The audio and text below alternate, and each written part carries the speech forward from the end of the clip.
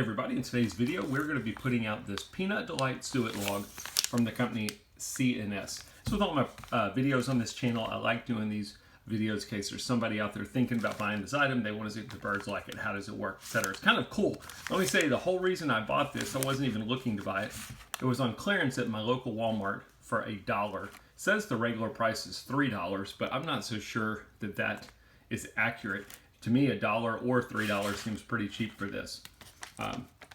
Thought it might be expired, but you can see that it has over a year left before it's expired. So not sure why they were clearancing them out. We're going to try it out. It's 1 pound of suet log, and it's basically on this plastic hanger on the inside. You've got a bottom here, you've got a rod running through the middle, the rod comes up through the top, and then they give you a little wire. So all we're going to do is run the wire through the top there and hang it. Should be pretty simple. Big question is, will the birds eat it or not? Let's put it out and find out.